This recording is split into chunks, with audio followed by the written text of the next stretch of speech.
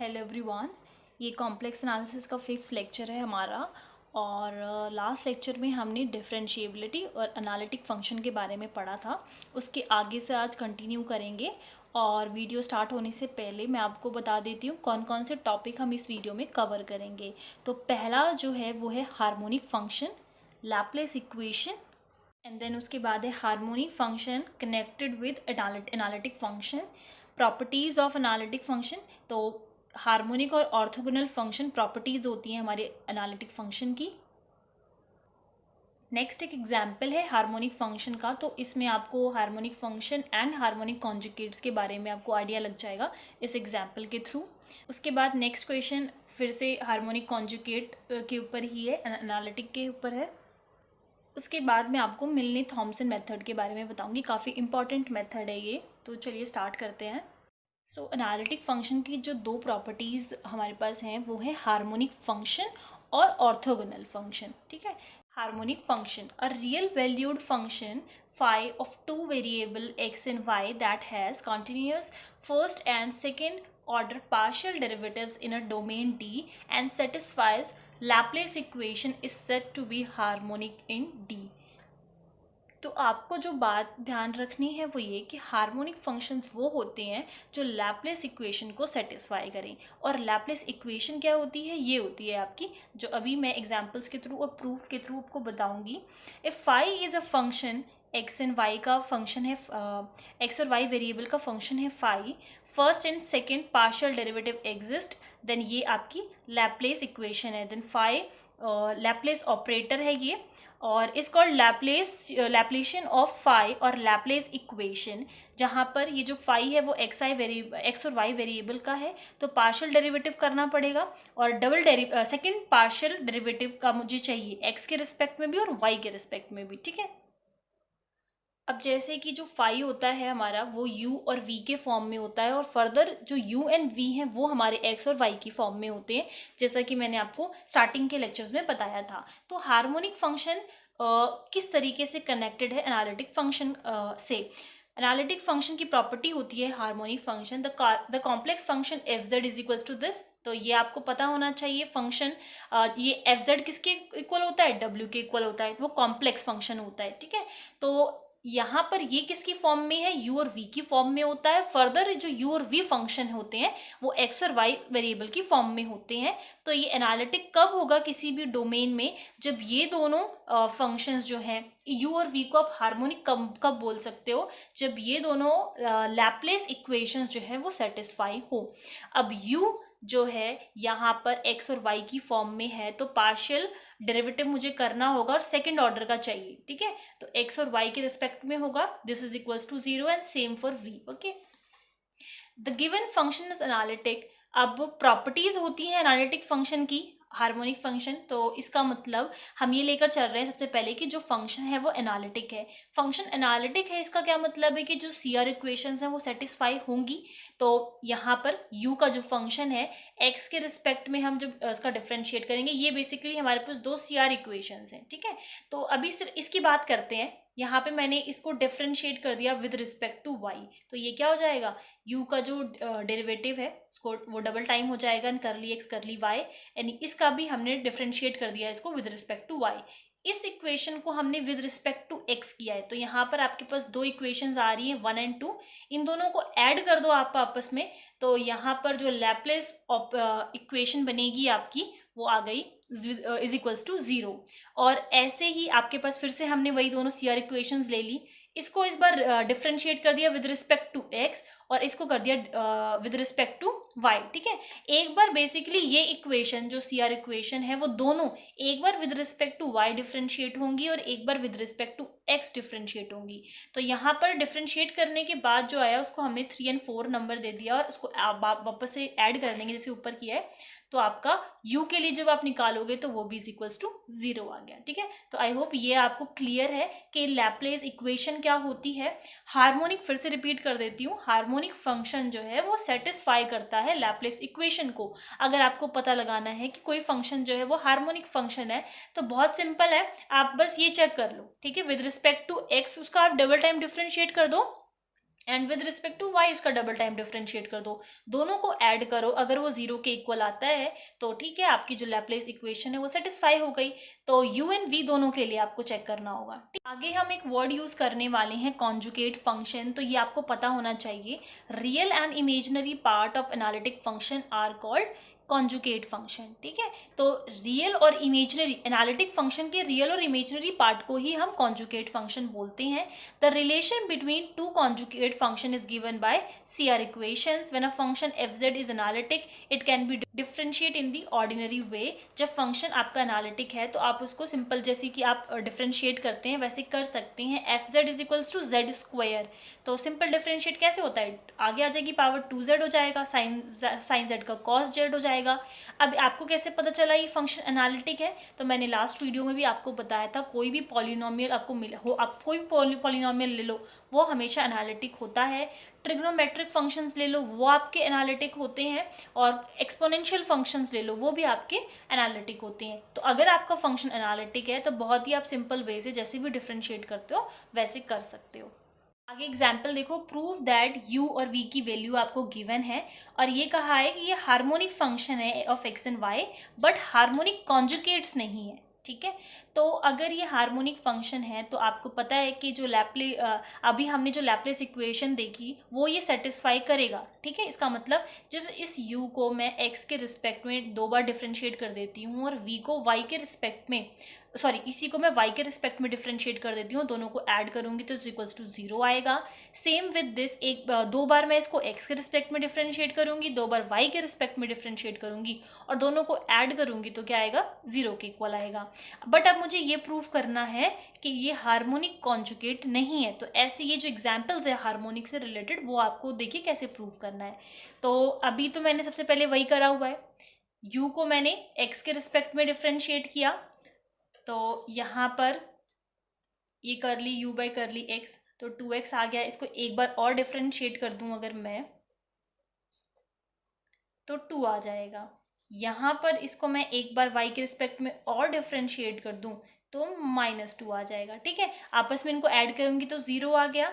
अब नेक्स्ट हमने, हमारे पास जो v का फंक्शन था, मैंने यहाँ पर इसको x के रिस्पेक्ट में एक बार किया और y के रिस्पेक्ट में किया, मुझे इसका डबल टाइम चाहिए, मतलब कि x के रिस्पेक्ट में जो मैंने किया है उसको मुझे डबल टाइम एक बार और डिफरेंशिएट करना पड़ेगा x से। तो मैंने यहाँ पर सॉल्व करके सिंपल डिफरेंशिएशन है और u बाई v लगेगा, तो ये मेरे पास आंसर आ गया। अगर मैं इसको डबल टाइम डिफरेंशिएट करती हूँ which is 6x square y minus 2y का cube by x square y square whole cube. ठीक है, तो ये आंसर आना चाहिए, आप सॉल्व करके देख सकते हैं। एंड नेक्स्ट मैंने जो y के रिस्पेक्ट में किया था उसको एक बार डबल डिफरेंशिएट कर दिया y के रिस्पेक्ट में फिर से, तो जो मेरा आंसर आएगा वो आएगा ये 2y cube minus 6y square by x square plus y square whole cube. ठीक है, तो अब मैं इन दोनों को आपस में ऐड करना है क्योंकि हार्मोनिक फंक्शन है, तो ऑफकोर्स जब आप इनको ऐड करोगे तो आपको आंसर मिल जाएगा 0। ठीक है, अब बात आ गई कि हार्मोनिक कॉन्जुगेट्स की। तो हार्मोनिक कॉन्जुगेट के लिए अभी मैंने मिलने थॉम्सन का जो आपको एक मेथड अभी बताया था उसको भी हम देखेंगे, वो एक सेकंड मेथड है। फर्स्ट मेथड ये है, आप कोई सा भी मेथड यूज़ कर सकते हैं, कोई प्रॉब्लम नहीं है। तो हार्मोनिक कॉन्जुगेट्स नहीं है वो कैसे आप प्रूव करेंगे, मैंने करली v बाय करली y ले लिया दैट इज़ 2x, और करली v बाय करली x ले लिया दैट इज़ 2y। ये मैंने कैसे लिया है, आपके पास जो CR इक्वेशंस होती हैं वो आपको पता है, ये होती हैं आपकी CR इक्वेशंस। ठीक है, तो ux की मैंने वैल्यू यहाँ पर ले रखी है विच इज़ vy। ठीक है, ये ux की वैल्यू है क्योंकि यही हमारा आंसर आया था अभी जब स्टार्टिंग में हमने सॉल्व किया।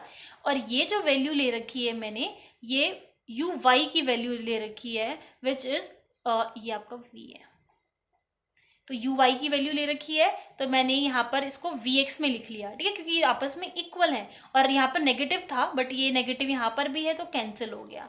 ठीक है, जैसे कि मैं आपको दिखा देती हूँ, ये मैंने वैल्यूज़ यहाँ से ले रखी हैं। ठीक है, और CR इक्वेशंस जो है हमें पता है कि ये जो है वो v का जो y के रिस्पेक्ट में डिफ्रेंशिएट करेंगे उसके इक्वल है, और ये जो सेकेंड वाला था आपका ये किसके इक्वल है, ये यहाँ पर u है, ये हमारा माइनस v एक्स के इक्वल है। ठीक है, तो मैंने इन वैल्यूज को इनके सीआर इक्वेशंस की हेल्प से इक्वल लिख लिया है, बस और कुछ नहीं किया हुआ। और मैंने v की फॉर्म में ही क्यों लिखा है, आप किसी के भी फॉर्म में ले सकते हैं, कोई प्रॉब्लम नहीं है। मैंने v के फॉर्म में इसलिए लिया है बिकॉज जो मेरा v वाला फंक्शन था वो ज़्यादा कॉम्प्लिकेटेड था, उसमें काफ़ी टाइम लग गया मुझे सॉल्व करने में, और u वाला जो फंक्शन है वो काफ़ी सिंपल सा है, तो ईजिली सॉल्व हो रहा है, इसलिए मैंने वो ले लिया। ठीक है, आपकी मर्जी है, आप चाहो तो इसको किसी भी फॉर्म में रख सकते हो, उससे कोई फर्क नहीं पड़ेगा। Partial integration of a with respect to y, ये जो a है उसका मैंने पार्शियल इंटीग्रेशन कर दिया। ठीक है, तो क्या मिलेगा मुझे, पार्शियल इंटीग्रेशन कर रही हूँ तो ये आपस में कैंसिल हो जाएगा, ये करली बाय करली वाई कैंसिल हो जाएगा क्योंकि इंटीग्रेट किया है, v बच गया। इसका इंटीग्रेट कर रही हूँ मैं y के रिस्पेक्ट में, और आपको किसके रिस्पेक्ट में करना है, जो यहाँ पर वेरिएबल होगा उसके रिस्पेक्ट में आपको करना है। ठीक है, तो ये एज अ कांस्टेंट है, y आ गया, और hx आपका लग गया एज अ इंटीग्रेशन कांस्टेंट। ठीक है, पहला स्टेप यही है, आपको पार्शियल इंटीग्रेशन करना है। सेकंड स्टेप है आपको पार्शियल डेरिवेटिव करना है उसी एक इक्वेशन का। इन दोनों में से आप कोई भी इक्वेशन ले सकते हो, कोई ऐसा मैंडेटरी वाली बात नहीं है। मैंने ये a ले लिया, आप b भी ले सकते हो। तो पार्शियल इसी का पार्शियल डेरिवेटिव करेंगे अब हम विद रिस्पेक्ट टू x। अब आपको किस रिस्पेक्ट में पार्शियल इंटीग्रेशन करना है वो तो आपको पता लग गया, जो भी यहाँ पर इसके नीचे वेरिएबल होगा, ये लेते तो x के रिस्पेक्ट में करते। पार्शियल डेरिवेटिव जस्ट इसके अपोजिट वेरिएबल में करना है, जैसे कि y में किया था तो यहाँ पर x के रिस्पेक्ट में पार्शियल डेरिवेटिव होगा। तो पार्शियल डेरिवेटिव करोगे तो करली v बाय करली x, ये किसके इक्वल आ जाएगा, 2y के इक्वल आ जाएगा, x जो है वो 1 हो जाएगा, और h यहाँ पे डैश x लग गया। ठीक है, अब करा क्यों है वो भी आपको पता लग जाएगा। मुझे बेसिकली इसको कंपेयर करना है with this equation number B. ठीक है, तो यहाँ पर आप देखिए मैं इसको कंपेयर करूंगी तो मुझे पता लग रहा है कि यहाँ पर जो h डैश x की वैल्यू मुझे यहाँ से 0 मिल रही है। ठीक है, बाकी सबको एज इट इज सेम है, और आपको सेम ही मिलेगा, ऐसा नहीं है कि आपको कुछ डिफरेंट मिलेगा, आपको सेम ही मिलेगा। ये प्रोसेस ही हमने इसलिए किए हैं कि हमें इक्वेशन नंबर बी जैसा सिमिलर केस मिले, सो दैट हम इजीली कंपेयर कर सकें। तो यहाँ पर h डैश x की वैल्यू आपको मिल गई 0। ठीक है, अब आपको पता है कि अगर मान लो मुझे किसी का डिफरेंशिएशन करने पे 0 मिल रहा है, इसका मतलब जो ओरिजिनल फंक्शन है मेरा hx वो क्या है, वो कोई भी कांस्टेंट फंक्शन हो सकता है, क्योंकि किसी भी कांस्टेंट कोई भी कांस्टेंट वैल्यू का मैं डिफरेंशिएशन निकालती हूँ तो वो 0 होता है। तो इट कुड बी 0 भी हो सकता है, और या फिर c कोई सिंपल कांस्टेंट भी हो सकता है। तो मैंने यहाँ पर लिख दिया द हार्मोनिक कॉन्जुगेट, और ये आपको बात ध्यान रखनी है, u का हार्मोनिक कॉन्जुगेट v होता है, v का हार्मोनिक कॉन्जुगेट u होता है। तो अगर ये बोला गया है कि ये शो करो कि हार्मोनिक कॉन्जुगेट्स नहीं है ये आपस में, तो वो भी आपको पता लगेगा कि कैसे आपको दिखाना है। तो v is equals to 2xy plus c। क्या करना है, ये मैंने जो सेकेंड स्टेप किया पार्शियल डेरिवेटिव का, वो hx की वैल्यू फाइंड करने के लिए किया बेसिकली, क्योंकि यहाँ पर जो hx मेरा कांस्टेंट ऐड हो गया है उसकी वैल्यू मुझे चाहिए कि होगी क्या। ठीक है, तो उसी के लिए मैंने पार्शियल डेरिवेटिव वाला स्टेप किया था, तो मुझे यहाँ से पता लगा जो hx की वैल्यू है वो c के इक्वल है। ठीक है, तो c के अगर ये इक्वल है तो मैंने यहाँ पर इसकी वैल्यू पुट कर दी, तो ये क्या हो जाएगा, v is equals to 2xy plus c। ठीक है, बट वी हैव, अब आप देखिए जो आपको क्वेश्चन में ओरिजिनल फंक्शन v का गिवन था वो क्या था, v is equals to y by x square plus y square. ठीक है, ये v की वैल्यू आपको क्वेश्चन में गिवन थी, और जो हार्मोनिक कॉन्जुगेट के प्रोसेस से मैंने v की वैल्यू निकाली है वो मुझे मिल रही है 2xy प्लस सम कांस्टेंट। ठीक है, तो क्या ये आपस में इक्वल है, नहीं है, तो इसका मतलब कि ये हार्मोनिक कॉन्जुगेट्स नहीं है। ये बात क्लियर है। मैं अभी आपको मिलने थॉमसन का मेथड बताऊंगी, वो एक सेकंड मेथड है ये चीज़ें एनालिटिक फंक्शन निकालने के लिए, या फिर आपको u गिवन है तो v निकालने के लिए, सेम प्रोसेस के लिए दूसरा एक फंक्शन है। फिर से मैं आपको बताती हूँ जैसे कि क्लियर हो जाए। यहाँ पर मैंने क्या किया, आप कोई सा भी ले सकते हैं, CR इक्वेशंस की हेल्प से मैंने इक्वल करके ux की वैल्यू थी 2x, पर मैंने CR इक्वेशन की हेल्प से मैंने vy ले लिया। ठीक है, और सेम इसके साथ भी मैंने यही करा। क्यों करा उसका रीज़न मैंने आपको बता दिया, बिकॉज बहुत ही सिंपल वैल्यूज़ मुझे इन डेरिवेटिव्स की मिली हुई थी। आप चाहो तो ux के लिए भी ले सकते हो, कोई प्रॉब्लम नहीं है। फर्स्ट आपको क्या करना है, इन दोनों में से कोई भी आप एक इक्वेशन ले लो, और उसका पार्शियल इंटीग्रेशन कर दो। जिस भी रिस्पेक्ट से होगा वो यहाँ पर लिखा होगा। ये ले रहे हो तो x से करो, ये ले रहे हो तो y से करो। सेकेंड स्टेप हमने करा पार्शियल डेरिवेटिव। पार्शियल डेरिवेटिव जिसके रिस्पेक्ट में होगा वो जस्ट इसका अपोजिट वेरिएबल होगा, ठीक है। और वो किया क्यों है, मुझे इस hx की वैल्यू चाहिए बिकॉज ये एक ऐसा कॉन्स्टेंट है जो मेरा पार्शियल इंटीग्रेशन करने पर लगा है। मैं hx की वैल्यू फिर यहाँ से फाइंड करूँगी।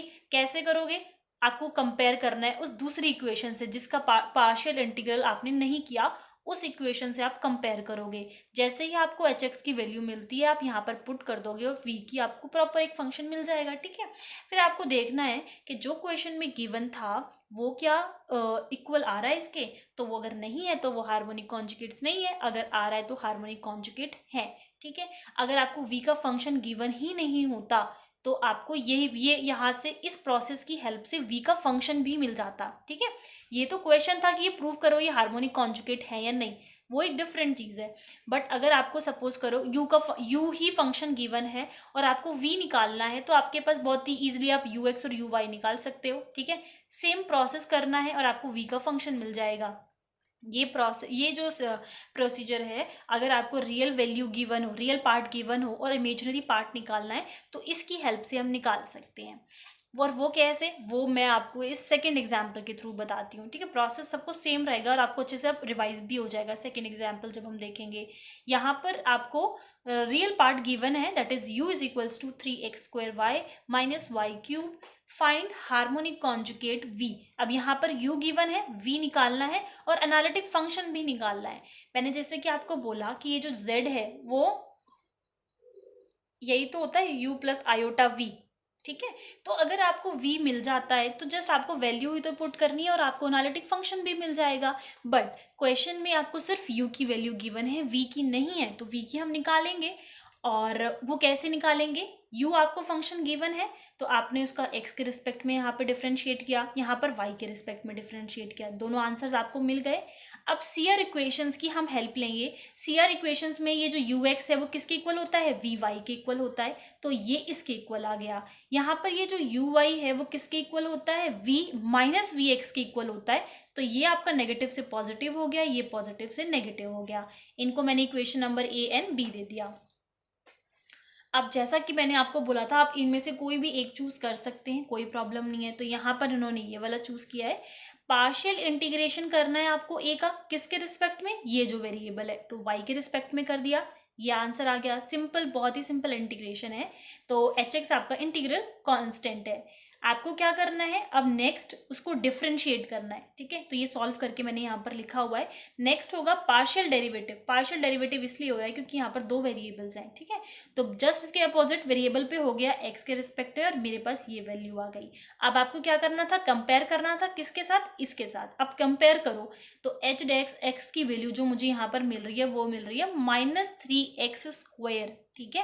पार्शियल डेरिवेटिव यहाँ x के रिस्पेक्ट में हो रहा है और आप देखेंगे ये जो एच डैश एक्स की जो फॉर्म है वो x की फॉर्म में होनी चाहिए थी, तो आपको वो x की फॉर्म में ही मिलेगी।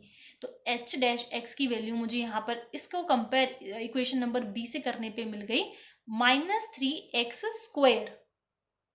पर आपको चाहिए किसकी वैल्यू, एच एक्स की वैल्यू चाहिए। यही तो वो कांस्टेंट हमने इंटीग्रल कांस्टेंट लगाया था और इसी की तो मुझे वैल्यू चाहिए होती है। ये तो मुझे एच डैश एक्स की वैल्यू मिली है, तो आप इंटीग्रल करोगे तो इजीली आपको एच एक्स की वैल्यू मिल जाएगी, ठीक है। तो यहाँ पर क्या करना है, जैसे ही आपको एच एक्स की वैल्यू मिलती है आप v जो भी एच एक्स की वैल्यू जहाँ पर लिखी थी उसमें उसकी जगह उसकी वैल्यू को पुट कर दो, तो मेरे पास ये v फंक्शन आ गया, ठीक है। तो यही एक वे था कि कैसे आपको u गिवन है तो आप v फंक्शन निकाल सकते हो। अब अगर आपको v मिल गया तो कोई प्रॉब्लम ही नहीं है, u प्लस आयोटा v की फॉर्म होती है, जस्ट मैंने वैल्यू पुट की है, ये आपकी u की वैल्यू है और ये आपकी v की वैल्यू है, तो ये आपका एनालिटिक फंक्शन भी आपको मिल गया, ठीक है।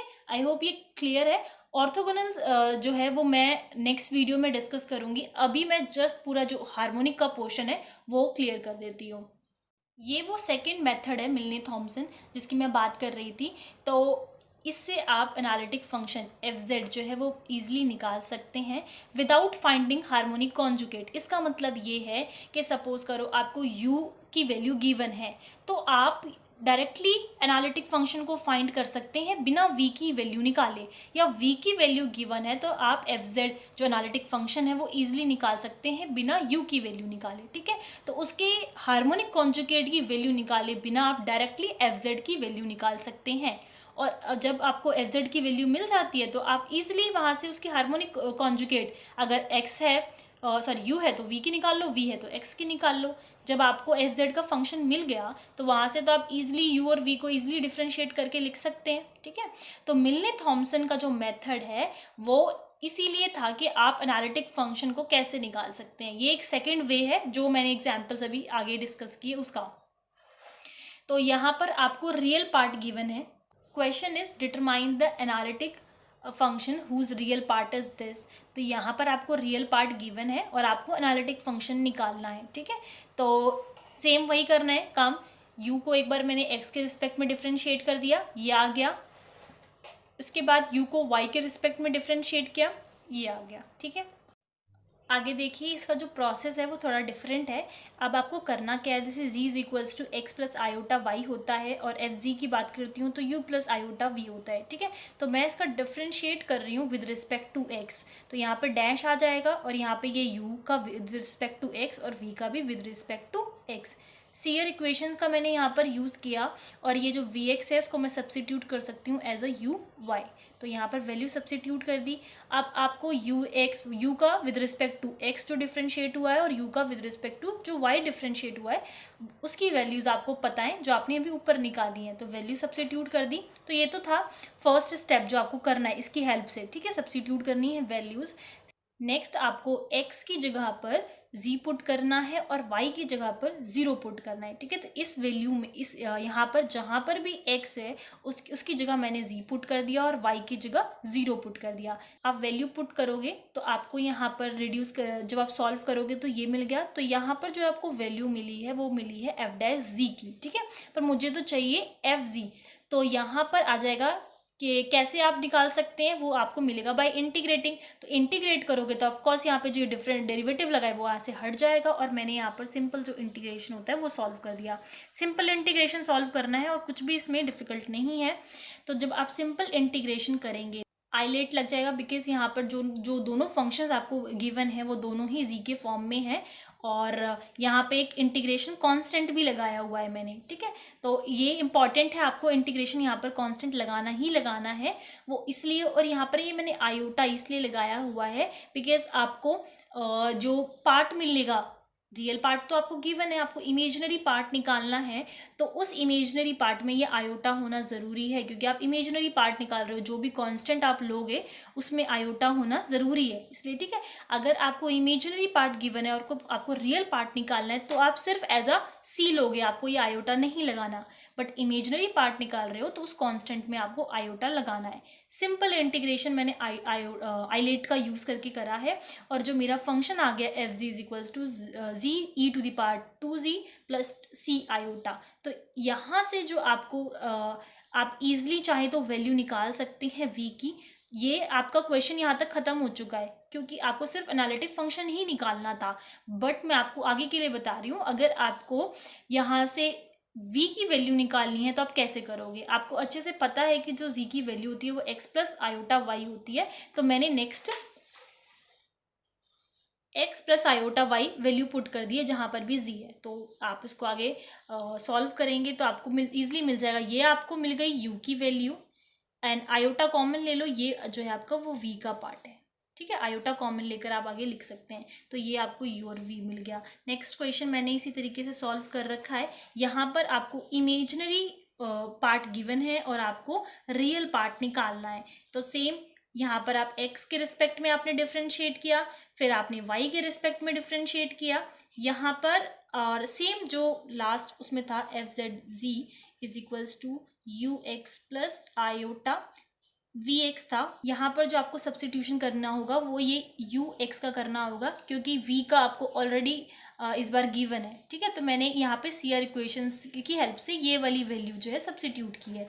वैल्यू आप सब्स्टिट्यूट कर दोगे, ये एफ डैश जी में मैंने वैल्यू सब्स्टिट्यूट कर रखी है। जो नेक्स्ट स्टेप था वो ये था कि x जहाँ पर भी है वहाँ पर z वैल्यू पुट करनी है और y की जगह 0 वैल्यू पुट करनी है। ये आपको एफ डैश जी की वैल्यू मिल गई, बट आपको चाहिए किसकी, एफ जी की चाहिए, तो मैंने विद रिस्पेक्ट टू इंटीग्रेट कर दिया है विद रिस्पेक्ट टू जी, और यहाँ पर आपको ये मिल गया एफ जी की वैल्यू। ठीक है, तो यहाँ से आप इजली यू और वी जो है अलग अलग कर सकते हैं, सेपरेट कर सकते हैं। कैसे, जब आप जी की value x plus iota y करेंगे। ठीक है, इससे रिलेटेड और भी एग्जाम्पल्स हैं, वो मैं आपको सजेस्ट करूँगी कि आप खुद सॉल्व करो। क्वेश्चन मैं आपको बता देती हूँ, विद स्टेप्स बता देती हूँ, और फाइनल आंसर क्या आएगा, बट वो आप यहाँ से कॉपी ना करके खुद से अगर सॉल्व करते हैं तो ज़्यादा अच्छा रहेगा। किसी भी स्टेप पे आपको प्रॉब्लम आती है तो आप जो है वेरीफाई कर सकते हैं। इन क्वेश्चंस में आपको एनालिटिक फंक्शन ही निकालना है, और जहाँ पर ये जो रियल पार्ट आपको गिवन है, ये दोनों रियल पार्ट हैं, और आपको इमेजिनरी पार्ट निकालना है। ये फर्स्ट क्वेश्चन हम ऑलरेडी सॉल्व कर चुके हैं, ये सेकंड क्वेश्चन आप कर सकते हैं, और मैंने यहाँ पर ये पूरा सॉल्व किया हुआ है। तो एनालिटिक फंक्शन ये निकालना था, तो मैंने बस यहाँ पर स्टॉप कर रखा है। अगर आपको इमेजिनरी पार्ट चाहिए तो जी की जगह आप x plus iota y put करके इमेजिनरी पार्ट भी निकाल सकते हैं।